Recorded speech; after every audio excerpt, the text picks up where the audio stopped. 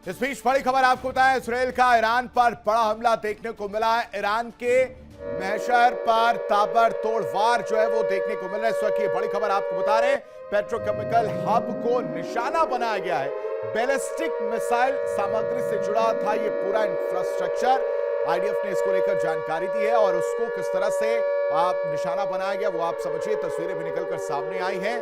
बताया जा रहा है कि ये बड़ा नुकसान जो है वो पहुंचाया गया है इजरायल का ईरान पर। यह हमला बड़े नुकसान की तरह देखने को मिल रहा है। पेट्रोकेमिकल हब को एक बार फिर से निशाना बनाया गया, उस पर बैलिस्टिक मिसाइल सामग्री से जुड़ा ये जो पूरा इंफ्रास्ट्रक्चर था उसको नुकसान पहुंचाया गया है। यानी कमर तोड़ने का काम आईडीएफ के द्वारा इजरायल के द्वारा जो है वो देखने को मिल रहा है। रिपोर्ट देखिए।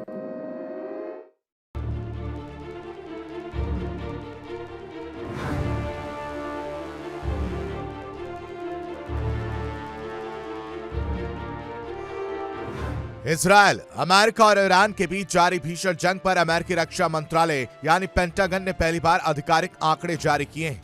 ये आंकड़े ऑपरेशन एपिक फ्यूरी के दौरान अमेरिकी सेना को हुए नुकसान की हकीकत बता रहे हैं। रिपोर्ट की माने तो इस युद्ध में अब तक 13 अमेरिकी सैनिकों की मौत हो चुकी है, जबकि 365 जवान गंभीर रूप से घायल हुए हैं। सबसे ज्यादा चोटें थल सेना के जवानों को आई हैं। 247 जवान जख्मी हुए हैं, जबकि नौसेना, वायुसेना और मरीन कॉर्प्स के जवानों को अब तक की जंग में भी भारी नुकसान हुआ है। दरअसल 28 फरवरी को शुरू हुई इस जंग में अमेरिकी सेना को उम्मीद से कहीं ज्यादा सख्त मुकाबला करना पड़ा है। शुरुआत में इसे सीमित कार्रवाई बताया गया था, लेकिन जमीन पर हालात कुछ और ही कहानी बयां कर रहे हैं। पेंटागन के डिफेंस कैजुअलिटी एनालिसिस सिस्टम और मैन पावर डेटा सेंटर के आंकड़ों ने साफ कर दिया कि युद्ध अमेरिका के लिए कितनी महंगी पड़ रही है। जानकार मानते कि ट्रंप प्रशासन ने शुरू में इन आंकड़ों को छिपाया था, जिससे देश में युद्ध के खिलाफ विरोध की आवाजें कम रही। लेकिन अब जब युद्ध लंबा खिंच रहा है और घायल सैनिकों की संख्या बढ़ रही है, तो पेंटागन के लिए सच छिपाना मुश्किल हो गया है। बता दिया है कि ट्रंप की जिद में की गई ये कार्रवाई अमेरिकी सेना के लिए कितना चुनौतीपूर्ण और दर्दनाक साबित हो रही है। Bureau report, India daily. और इन सबके बीच ईरान ने कड़ा रुख अख्तियार किया हुआ है। अपने जरिए, अपने हमलों के जरिए ट्रंप को ईरान लगातार धमकी देता हुआ नजर आ रहा है। स्ट्रेट ऑफ हॉर्मुज को लेकर लड़ाई अब आर पार की स्थिति में पहुंच चुकी है और चैलेंज खुला है कि अगर आपने किसी भी तरह की हिमाकत की तो ईरान उस स्थिति में खड़ा है कि आपको करारा जवाब देगा। किस तरह से, रिपोर्ट देखिए।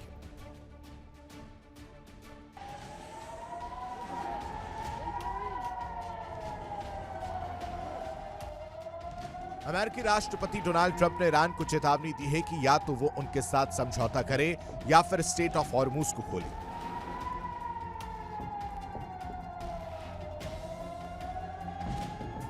वरना 48 घंटे के अंदर उस पर कहर बरस जाएगा। ट्रंप की इस धमकी के बाद ईरान ने भी जोरदार पलटवार किया है। ईरान के रिवॉल्यूशनरी गार्ड्स ने साफ कह दिया कि अगर हालात बिगड़े तो पूरा मिडिल ईस्ट, अमेरिका और इजराइल के लिए नरक बन जाएगा।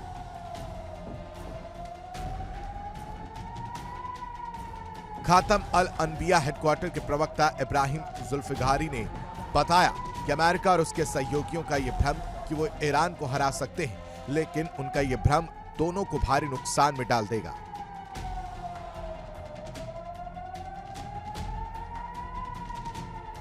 ईरान ने पहले अपने ड्रोन और मिसाइलों के जरिए अमेरिका और इजराइल से जुड़े कई ठिकानों को निशाना बनाया है। ईरान की ओर से यह बयान ऐसे समय में आया है जब अमेरिका और इजराइल ईरान पर दबाव बना रहे हैं कि वो स्ट्रेट ऑफ हॉर्मुज को खोले। अगर ऐसा नहीं हुआ तो ईरान के खिलाफ हमले और तेज हो सकते हैं, खासकर उनके एनर्जी इंफ्रास्ट्रक्चर को तबाह किया जा सकता है। कुल मिलाकर देखा जाए तो इस तनाव ने पूरे क्षेत्र को अस्थिर बना दिया है।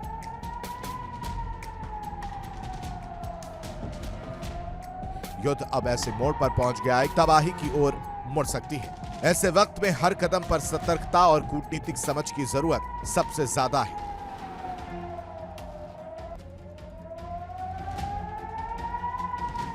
Bureau report, India daily.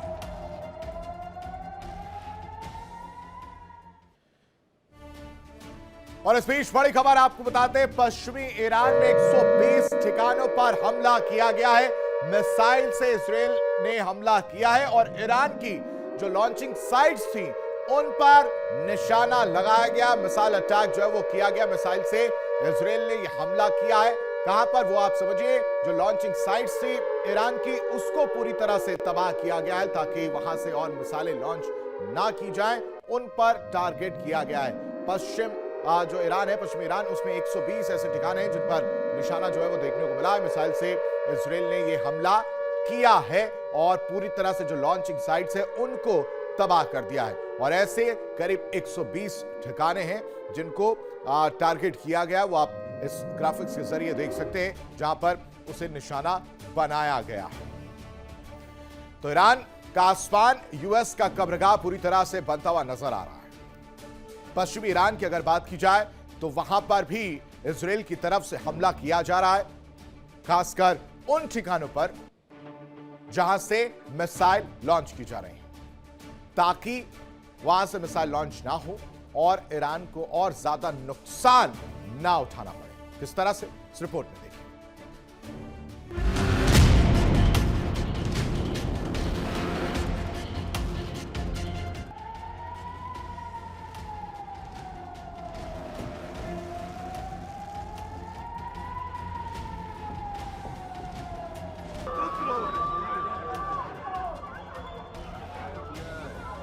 Iran के हाथ तुर्क का इक्का।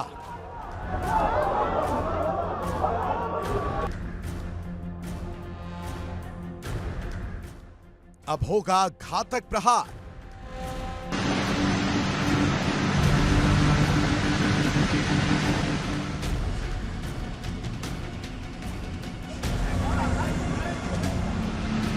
ट्रंप को करनी पड़ेगी सेटिंग।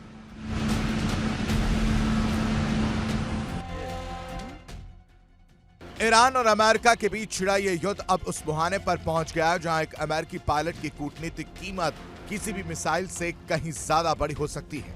अगर ईरान वाकई अमेरिकी पायलट को बंधक बनाने में कामयाब हो जाता तो राष्ट्रपति ट्रंप के सामने एक ऐसी धर्म संकट वाली स्थिति पैदा होगी जहां उन्हें अपनी सैन्य ताकत और अपने सैनिक की जान के बीच चुनाव करना होगा। ऐसी स्थिति में जंग की दिशा पूरी तरह पलट सकती है। या तो अमेरिका अपने पायलट को छुड़ाने के लिए और भी भीषण और घातक हमले शुरू कर देगा, या फिर उसे मेज पर बैठकर ईरान की कुछ शर्तों को मानने के लिए मजबूर होना पड़ेगा। आने वाले कुछ घंटे न केवल उस पायलट की किस्मत बल्कि पूरे मिडिल ईस्ट के भविष्य का फैसला करेंगे। फिलहाल ईरान ने अमेरिका के स्टेल्थ फाइटर जेट F-35 को मार गिराया है। दावा किया गया कि इसके पायलट को IRGC ने जिंदा कैप्चर कर लिया है। बताया जा रहा है कि विमान गिरने के बाद पायलट ने खुद को बचाने के लिए पैराशूट से छलांग लगाई, लेकिन वो सीधे ईरानी सुरक्षा बलों के चंगुल में जा फंसा। इसके बाद अमेरिकी सेना बदहवास होकर अपने पायलट को तलाश कर रही है। इस सर्च ऑपरेशन का वीडियो भी सामने आया है। इस सर्च ऑपरेशन में अमेरिका एक और विमान F-15E हिट किया गया और 2 पायलट जान बचाकर भागे, जिसमें से एक को रेस्क्यू कर लिया गया है, लेकिन एक को अभी ढूंढा जा रहा है।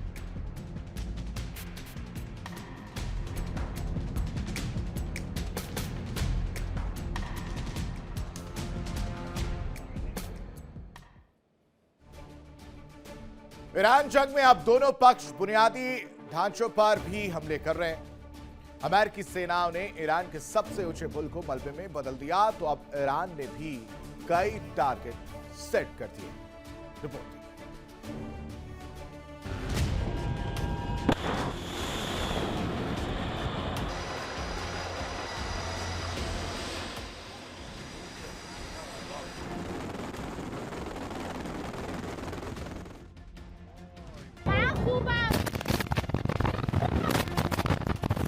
ये तस्वीरें गवाह हैं उस जख्म की जो अमेरिका और इजराइल ने मिलकर ईरान को दिया है। तेहरान के करीब करज शहर में बन रहा मिडिल ईस्ट का सबसे ऊंचा पुल 136 मीटर ऊंचा गौरव अब मलबे का ढेर है।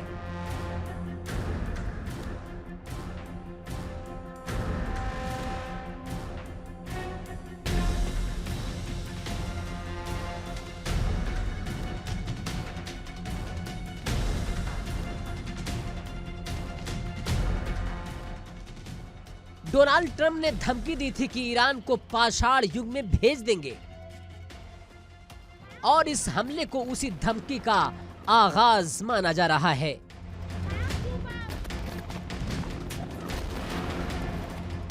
लेकिन अमेरिका शायद भूल गया कि 21वीं सदी का ईरान है जो झुकना नहीं बल्कि टकराना जानता है।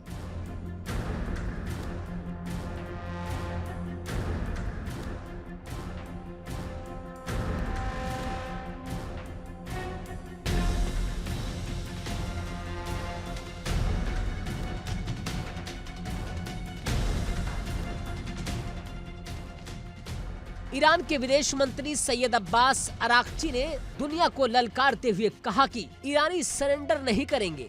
अराक्ची का संदेश साफ है, पुल फिर से खड़े कर लिए जाएंगे, लेकिन सुपर पावर अमेरिका की साख पर जो बट्टा लगा है वो कभी ठीक नहीं होगा। और सिर्फ बातें नहीं, ईरान की न्यूज एजेंसी फार्स ने तो टारगेट भी सेट कर दिए हैं। ईरान ने मिडिल ईस्ट के उन 8 पुलों की लिस्ट जारी कर दी है जो अब इस्लामिक रिवॉल्यूशनरी गार्ड्स कॉर्प्स के निशाने पर हैं। ईरान ने जता दिया कि अगर उसके विकास के पहियों को रोका गया तो पूरे मिडिल ईस्ट की रफ्तार को आग के हवाले कर दिया जाएगा। यानी कि जैसे को तैसा ईरान ने ठान लिया है कि नुकसान के बदले नुकसान होगा और जान के बदले जान ली जाएगी। ये युद्ध अब सिर्फ सरहदों का नहीं बल्कि साख का बन चुका है। ईरान ने कसम खा ली है कि वो किसी भी कीमत पर घुटने नहीं टेकेगा। जानकार मान रहे हैं कि ये पुल सिर्फ शुरुआत है।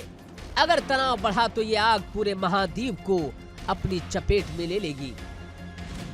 तो क्या मिडिल ईस्ट एक ऐसे विनाशकारी युद्ध की ओर बढ़ रहा है जहां से वापसी का रास्ता नहीं है?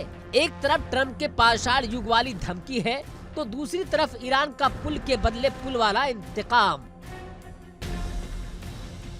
Bureau report, India Daily. देखिए इंडिया डेली 24/7 अब आपके स्मार्ट टीवी पर। इंडिया डेली मौजूद है सभी डिजिटल प्लेटफॉर्म पर लाइव और लगातार। इंडिया डेली 24/7 हर दिन राष्ट्र को समर्पित।